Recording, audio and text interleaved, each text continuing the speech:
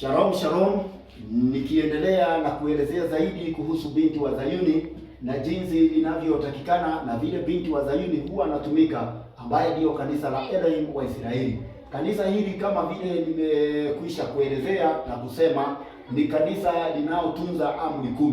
Amri za baba wetu katika kitabu cha Kutoka, kulingana na Moses alivyoambiwa na baba wetu, enda nchi ya Misri ukatoe watu wangu niwapeleke nchi ya Kanani wakanitumikie.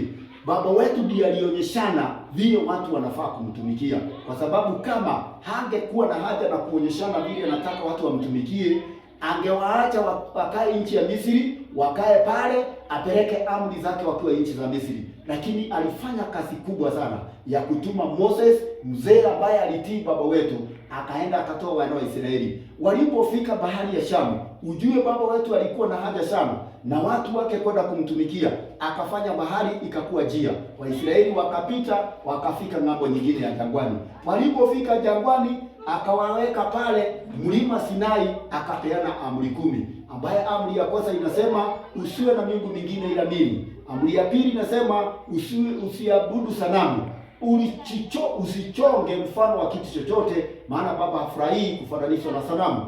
Ya tatu, usitaje jina lake bure, kwa sababu ukitaja jina la baba wetu na wewe unafuja amri, atakuhesabia uko na makosa. Amri ya 4 inasema itunze siku ya Sabato, usifanye kazi yoyote na upumzike. 24 hours inasimamia siku moja ambaye ni Sabato kama siku zile zingine. Amri ya 5, kumbuka wazazi wako, watii, siku zako zipate kuwa nyingi katika nchi upewa na Bwana Elohim wako. Amri ya 6, usiue. Amri ya 7, usizini.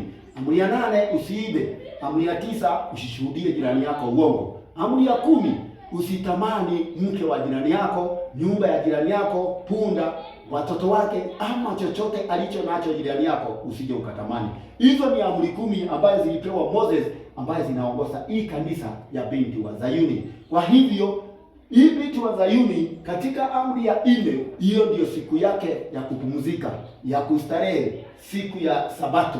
Na siku ya Sabato tunapoangalia na kutazama katika vitabu vingi ambavyo viko katika dunia, Sabato ni wazi kwamba ni siku ya ambayo inaitwa Jumamosi, na Waislamu ambao wanaitanga Jumamosi. Ukienda kwa Waroma wanaita Saturday. Hiyo Saturday ukienda kwa Biblia inaitagwa siku ya saba, na siku ya saba ndiyo Sabato ya kustarehe. Hivyo binti wa Zayuni anastarehe hivyo. Naye binti wa Babeli alipokuja, kwa sababu ya kutambua amri za baba wetu na kuzivuja na hataki kufuata mafundisho ya Waisraeli, yeye naye akakuja na siku yake ya Jumapili, ambaye ni siku ya kwanza ya juma, ambaye watu wengi wanaifuatilia. Na ningependa niwaambie kitu ambayo iko kwa siri. Jumapili, nyinyi ambao mnatumianga mambo ya Kiswahili na lugha ya Kiswahili, Jumapili ni kusema juma moja inakuwa na siku 7, ama 1 week have 7 days. So juma moja kwa Waswahili wanaitumia kama juma. Juma 7 inatengeneza siku 7. Hivyo Waislamu, kwa sababu siku yao ya kupumzika ni siku ya Ijumaa, wanaanza kuhesabu Jumamosi kusema siku ya kwanza, Jumapili, juma ya pili, siku ya pili ya juma, Jumatatu ni siku ya 3 ya juma kadri ya hesabu ya Waislamu, Juma ya 4 ni siku ya 4 ya juma kwa Waislamu, Jumatano ni siku ya 5 ya juma kwa Waislamu. Alhamisi wanaanza kujiandaa juu ya kesho, siku takatifu ya Ijumaa. Hiyo ni mahesabu ya Muislamu, na akaleta majina kama hayo. Ukirudi kwa Warumi hao nao wakakuja na siku ya kusema Sunday. Sunday ni kusema siku ya jua, kwa sababu walipogeuka kwenye katika kitabu cha Ezekieli 16 walionekana kumegeuka watu ambao wamepatia hekalu kidogo na wakaanza kuabudu jua. Walipoona jua ni vizuri ya kuabudiwa kulingana na mwangaza na vile iko, wakakuwa na siku yake ya kutengea jua ambayo ilikuwa Sunday. Ile ilishikanisha ikawa ni Sunday. Hivyo mwanzo wake haikuwa Sunday, ilikuwa ni Sunday, siku ya kuabudu jua, na ndio hiyo inaitwa Sunday. Tukakuja Monday, ni siku ya Mungu ya kuabudu mwezi, Moon Day, siku ya Monday. Hivyo ikaenda Tuesday day, miungu ambayo ziliabudiwa mpaka Wooden Day, siku ya Wednesday. Tukakuja siku ya Friday ya Thunderstorm ambayo ni Thursday. Tukakuja Friday ambayo ilikuwa ina mambo ya sherehe za kila aina. Alafu tukakuja Saturday ambayo ni Saturnia Day ambayo imeemiwa kulingana na miungu za Warumi. hizo siku zote vililetwa na hao watu wa Roman ili wapinge mafundisho na imani ya binti wa Zayuni. Kanisa la binti wa Zayuni lina mwelekeo na mpangilio. Kama ni wanaume, kuna vile wamepangwa na hilo kanisa, ambaye katika kitabu cha Timotheo wa kwanza 2 inaelezea mwanaume katika kanisa la binti wa Zayuni. Mwanaume ndiye anastahili kuinua mikono na kuongoza maombi kila mahali, popote wanaume walipo, ikiwa ni wako, hata kama wanawake ni 100 na mwanaume ni moja. Sheria ya kanisa la binti wa Zayuni inasema yule mwanaume aongoze maombi na afundishe wale wanawake. Katika hiyo kitabu cha Timotheo inasema hakuna ruhusa ya kumpa mwanamke kanisani na kufundisha mwanaume, sababu si vizuri. Sheria ya baba wetu wa mbinguni Elohim wa Israeli inasema wanawake wakiwa kanisani, kwenye kitabu cha Wakorintho naye ikasema 14 watulie, wajifundishe maneno ya Bwana wakiwa wametulia. Tena ikiingia katika hali ya mwanamke ikapeana yeye wa kutulia, mwanamke atabarikiwa kwa kuzaa na baba yetu atamlinda na mambo kama hayo. Na tena katika hali ya kuvaa na jinsi anafaa kuonekana kanisani, katika kitabu cha Wakorintho 11 inapeana chain ya watu wanne. Kuna baba wetu, kuna Mesia na kuna mwanaume na kuna mwanamke. Ikasemekana kichwa cha mwanamke ni mwanaume na kichwa cha mwanaume ni Mesia na kichwa cha Mesia ni baba wetu. Hivi akasema ili mwanamke atambulikane ni wa kutawaliwa na mwanaume, ikasemekana na awe dalili ya kumilikiwa kichwani. Kwa hivyo mwanamke kwa kanisa la binti wa Zayuni huwa anafunika kichwa chake, na ndiposa unaona hata huyu wakati alichorwa ile ilikaa kama kitambaa kwa kichwa ya huyu mwanamke binti wa Zayuni, ni crown ya nyota 12 zikawekwa kwa kichwa yake, kuonyeshana hiyo kichwa kimefunikwa na kimekrauniwa na hizo nyota 12. Hivyo naye mwanamke wa kawaida ambaye tuko na wao wanafaa kuwa na crown kwa kichwa, ambaye ni dalili ya kuonyeshana wanamilikiwa na tena kwa sababu ya malaika, kwenye kitabu cha Wakorintho 11.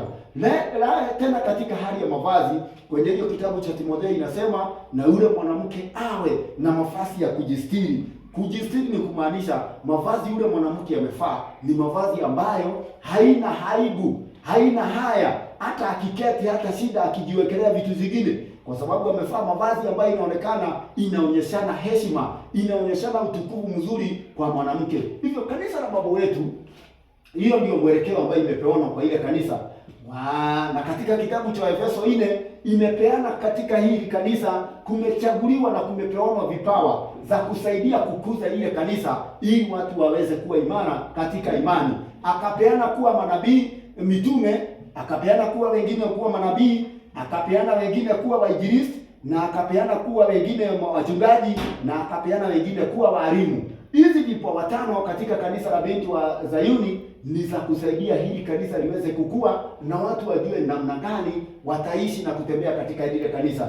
Lakini hii kanisa la binti wa Babeli ametoa hao wengine 5, akabakiza mchungaji ambaye kwa sasa tena wamepeleka kuwa wako na askofu, wako na bishop, mambo kama hayo. Na hakuna mtu mwingine anaweza fundisha kwa hii kanisa ya binti wa Babeli ijapokuwa hiyo inaitwa askofu na yule mwingine. Lakini kanisa la binti wa Zayuni wale wamepewa vipawa kulingana na Roho Mtakatifu. Kwenye kitabu cha Wakorintho 12 si mtu mmoja anapewa zote, lakini Roho inaonyeshana anapea mtu kulingana na uwezo wake. Karama za Roho ni nyingi na anapea kila mtu kuonyeshana hapo na Roho. Hivyo huyu naye akakuja akasema mambo haya yote iko kwa mtu mmoja. Anapiga amri za baba wetu, lakini ukuhani binti wa Babeli akabaki nayo. Mtu anataka kujifanya ni kuhani, aletea fungu la 10 na kila kitu akule. Lakini ukimwambia chunga 10 anasema hizo ni sheria za Moses. Nao makuhani na vile walikuwa nakula, si ilikuwa ni katika sheria ya Moses. Hivyo kama sheria ya Moses imeisha, ni kumaanisha hakuna kuhani anaweza kaa mahali ili aitisha watu pesa na kukula. Anafaa naye aende akafanya kazi, alipe kama wale wengine, apate vyakula ya kulisha familia yake naye mwenyewe. Lakini fungu la 10 la baba wetu katika binti wa Zayuni linawekwa katika gara la baba wetu. Gara la baba wetu si gara la pasta, si gara la mchungaji, si gara la bishop, ni gara la watu wa hiyo kanisa, wapate kujua kanisa tutalisaidia aje, tuko na maskini wangapi kwa kanisa letu, na tuko na nani na nani. Hivyo ndivyo inastahili mpangilio katika kanisa la Elohim katika Agano Jipya. Hivyo Hiyo ndio mavazi ambayo imepeanwa kwa wanawake, nao wanaume wafae mavazi mizuri ya kujistiri, na wanaume wasiwe na nywele ndefu. Hivyo mwanaume katika kanisa la baba wetu anastahili kunyoa na kuwa na nywele fupi, ili aonekane ni mwanaume ako decent, ni mwanaume ako sawa. Lakini ukiingia katika kanisa hili la binti wa Babeli, unapata huyu mwanamke hata vile amechorwa, anaonekana tumbo iko nje kwa sababu ni mama hajali. Anaonekana hata kifua matiti ni karibu sitoke nje kwa sababu hajali. Lakini kwa shingo ukiangalia tena amejaa mikufu. Ukiangalia kwa mikono amevaa zile mbangili. Kwa miguu vile vile na vidole ameweka zile cutex. Hata kwa mdomo amepaka zile rangi, kwa sababu ni mfano wa Jezebeli, vile alijirembesha na vile alikuwa anavutia wanaume ili kuangamiza. Kwa hivyo kanisa hili ni kanisa la watu wanafaa kujihadhari sana, kwa sababu ni kanisa ukishikana na hili imani ni imani ambazo zitakupotoza. Kwa hivyo ndugu zangu, imani iliyo nzuri iko na mwelekeo na mpangilio mzuri sana wa kanisa hili. Hivyo Sabato ndio siku ya kuabudiwa na watu ambao wanataka uzima wa milele. Maana ukirudi kwenye Kutoka 31, Sabato inaelezewa ni ishara, it's a mark kati ya watu kati ya Elohim na watu wake. Kwa hivyo wakati watu wanapumzika Sabato na kuituza vile imeelezewa, kuanzia sunset to sunset, you make it at 24 hours. Hiyo ndio Sabato. Hivyo ukiwa na hiyo uko na ishara ya baba wetu, hata kuja kuua wewe, hata kuja kukuangamiza kwa sababu uko na ishara. Lakini kuna mark of the beast. Mark of the beast ni hii siku ya kwanza ya juma ambayo watu walileta, huyu Mrumi alileta akishikana na kanisa ambaye lilianzishwa na huyu mwanamke, ambaye the mark of the beast ikawa inakiandika pale 666 katika Ufunuo 13 mstari wa 18, huwa inatuelezea sana. Hii 666 anasemanga ni namba ya mtu, na wenye hekima ndio wanaweza kufahamu ile namba ya mtu ama ni kwa nini inaitwa 666, na ni mark of the beast, na ni jina ya mtu.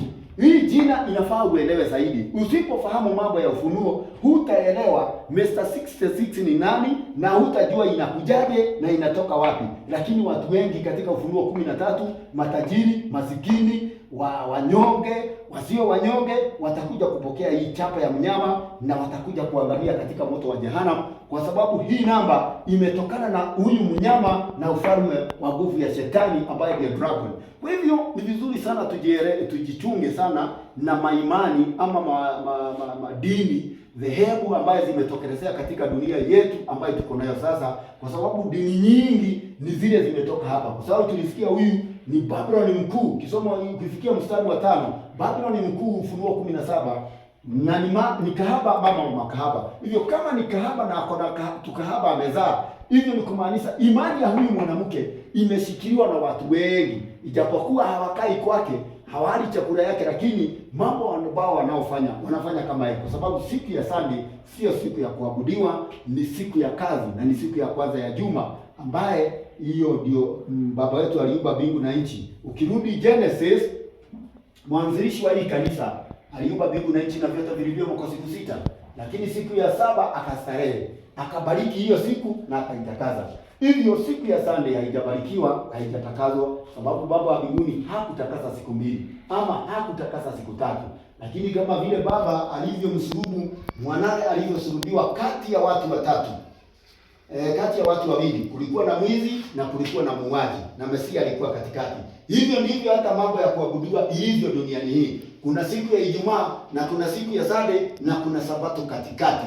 Hiyo mambo inakuwa na siri kubwa sana ambayo watu hawajaifikiria na watu hawajajua ni kwa nini. Na ukiangalia upande moja, kuna mwizi aliyetambua Mesaya na akasema sisi tumesulubiwa kwa makosa yetu, lakini huyu amesulubiwa kosa gani? Lakini muuaji alimwambia, wewe una shida ukitetea huyu, kwa nini? Kama yeye ndio mwana wa Elohim, si ajiokoe. Hivyo muuaji hakumtambua Mesaya, lakini mwizi alimtambua Mesaya. Kwa hivyo katikati ya mambo haya yote ndio unapatanga ukiona hata siku hizo 3 ambazo ziko katika duniani zinajulikana, siku ya Sunday na siku ya Sabato na siku ya Friday. Hii ni mambo mawili unafaa kuangalia. Kuna mtu hata ukijaribu kuhubiria mambo ya Biblia hataki kusikia na hataki kitu kama hiyo, kwa sababu yeye hatabui Biblia. Lakini kuna mtu mwingine yeye anatabua Biblia. Ukimfundisha jinsi Biblia inavyosema, anaona kumbe nimebeba Biblia na sijawahi jua inasema kitu gani. Huyo akielewa na kufahamu amepotea, anaingia sawa sawa na kuabudu kulingana vile inastahili. Lakini kuna mwingine yule ambaye hajui Biblia, hata ukimfundilia Biblia yeye haitabui na hajui kana kwamba ni kitabu cha Baba wa mbinguni, kwa sababu yeye ana vile anafikiria na kuna chake Kenya nasoma kinamfundisha vile anasema. Kwa hivyo ndugu zangu, ni vizuri tuweze kujifunza vizuri sana, nyinyi ambao mnataka uzima wa milele na nyinyi ambao mnataka hiyo Baba wa mbinguni atakaporudi akiitana nyinyi muweze kupata uokovu na mpate kuokolewa. Mjifundishe Biblia vizuri. Hii chart imechorwa ili ipate kuelezea watu jinsi inavyostahili katika ulimwengu wa sasa na vile itakavyokuwa. Kwa hivyo tujitahidi tubadikizwe katika msaituni wa saba ili tupate uokovu kutokana kwa Waisraeli. Maana hata kama ni kukosa na kupotea, ukirudi Yohana Injili 4, Masihi alipokuwa duniani aliambia mwanamke namna gani? Si hata wewe ujiulize. Alimwambia wewe mwanamke Mkanani, mnaabudu msipokijua. Lakini sisi Waisraeli tunaabudu mwenye tunajua, kwa sababu wokovu ni wa kutoka kwa nani? Kwa Waisraeli. Tena kibia katika kitabu cha Ufunuo nikupatie challenge. Ufunuo 21. Ikasemekana kuna makao ilienda kutayarishwa, the holy city, New Jerusalem. Wakati ilijengwa, ukisoma hiyo chapter 21, unapata iko na milango 12 ambayo inasimamia hizi nyota 12, crown ambayo imefunika hii kanisa, kufunika kichwa. Hiyo crown 12 ni majina 12 ya wana wa Israeli, watoto wa Yakobo wenye alibadilishwa jina na kuitwa Israeli. Majina yake alipea vijana wake 12, ndio majina imeonekana mbinguni ikiwekwa katika Yerusalemu mpya. Kwa nini? Kuna uhusiano gani wa Yerusalemu mpya na baba wetu na Waisraeli ambaye tuko na wao hapa duniani? Kwa sababu mbinguni hakuna Waisraeli. Lakini Yerusalemu inaposhuka inashuka na majina ya Waisraeli ambayo tuko nao hapa Middle East. Uhusiano wa mambo kama hayo, si hata wewe mtu wangu ujiulize kwa nini kuna uhusiano wa karibu sana na wa mbinguni na Waisraeli wa duniani? Ati mbingu imejenga mji ambaye haukujengwa na watu, ila tu jeshi ya mbinguni imepewa kazi ya kujenga mji, na unaposhuka kufika duniani una majina 12 ya wana wa Israeli na milango hivyo. Na hizo milango security yenye itakuwa katika milango si G4S, si security yenye tuko na, si GSU na si KDF aina yoyote, lakini katika ile milango 12 ya wana wa Israeli, security yenye iko katika zile milango ni angels, malaika wa Baba wa mbinguni. Ni kumaanisha hao hawataki hongo, hawataki kupembelezwa, hawataki nini. Wanakuja wakijua watu wetu ni hawa na mtu wetu ni huyu. Kwa sababu kama jina lako liko kwenye kitabu cha uzima wa milele, hata malaika wanajua Kamau ako kwenye hiyo orodha.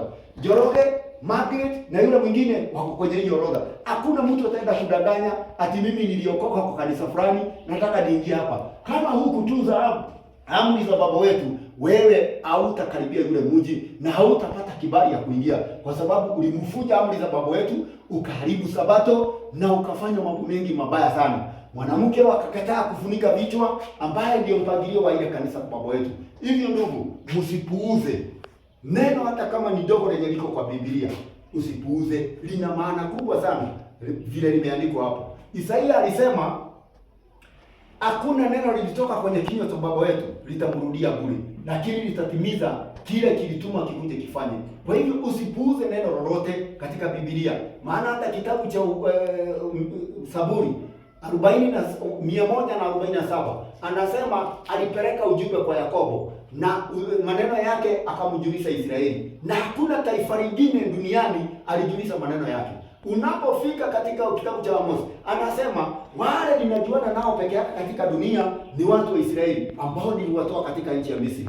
Misri ya kukutolewa Kikuyu, Misri ya kukutolewa Wakalenjin, Misri ya kukutolewa Wazungu, Misri ya kukutolewa Waturkana ama taifa lingine lolote katika dunia, bali katika nchi ya Misri Elohim alimtuma Moses na Aaron ndugu yake akawakomboa wana wa Israeli, akawafikisha jangwani na kuwapea amri 10 ambaye alisema hizi zitaongoza watu mpaka wafike nchi ya Kanani.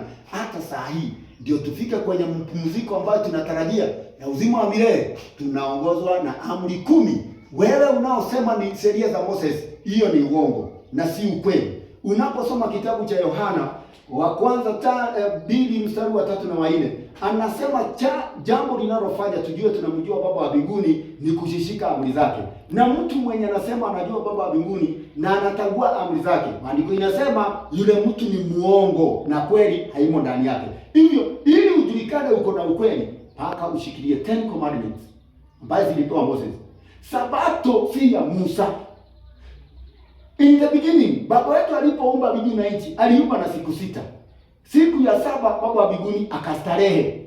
Hivyo hata Moses hakujulikana kama atazaliwa hiyo time, kwa sababu dunia ilikuwa ina siku 6. Siku ya 7 wakati dunia iliumbwa ndio kukawa na Sabato. Lakini wakati Baba wetu tena miaka imeenda na watu wa Israeli wameenda nchi ya Misri, alipowatoa, alipopeana amri ya ile ikawa iko na Sabato, na ilikuwa in the beginning. Kwa nini unasema amri ni ya Musa? Ile amri ya Sabato na Baba wa mbinguni ndio wakaanza kupumzika Sabato. Hivyo unapodharau Sabato na kusema haiko, ni kusema hata Muumba wa mbingu na nchi hayuko, na ni kumaanisha hata hakuumba mbingu na siku 6, hata ni kumaanisha hakuistarehe siku ya 7. Wacheni mafundisho ya Warumi, mfuate mafundisho ya binti wa Zayuni ambayo itawasaidia kuingia katika uzima wa milele na itawapatia wokovu, na mtafuata hiyo maneno.